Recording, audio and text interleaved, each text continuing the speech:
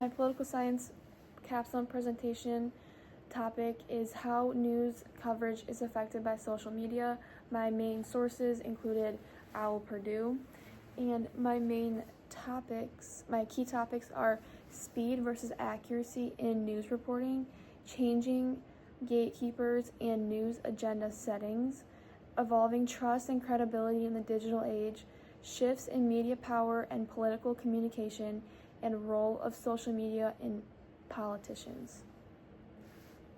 So first, with speed versus accuracy in news reporting, there is an acceleration information flow in the most recent years, and platforms allow near instantaneous reporting.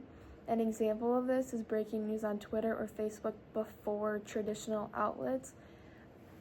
There is a benefit to this with real-time updates during urgent events.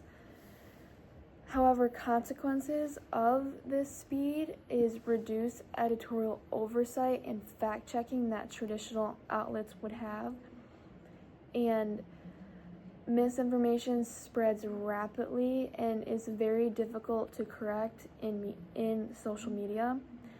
And the impact it has on public understanding is the public may be misinformed or receive incomplete narratives, and media undermining voter education with very shallow coverage. Next, changing gatekeepers and news agenda settings. In recent years, journalism has been very audience-driven, and this is a huge shift from editorial boards to public engagement, including likes and shares and trends, and newsrooms follow trending topics to stay relevant. And there is participatory journalism, and it has risks.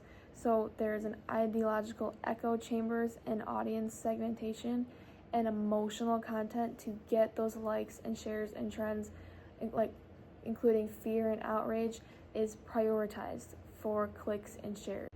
This has also influenced the formation of echo chambers, which echo chambers are when one experience is biased and tailored by media experience. And this means that users are more likely to encounter ideology and consistent news, which also relates to controversies that often rely on single sources like Fox News. The biggest consequences of media fragmentation are increased polarization and fewer shared facts.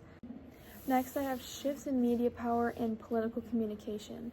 Politicians now are bypassing traditional media. An example of this in the Harris and Trump by using podcasts instead of legacy media.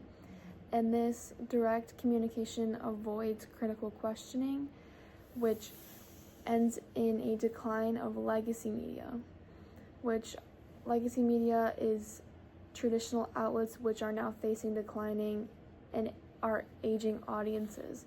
So older audiences may still be using this, but younger audiences won't be, which is still vital for investigative reporting, which leads to how we have misinformation. The role of social media in political campaigns include new campaign strategies.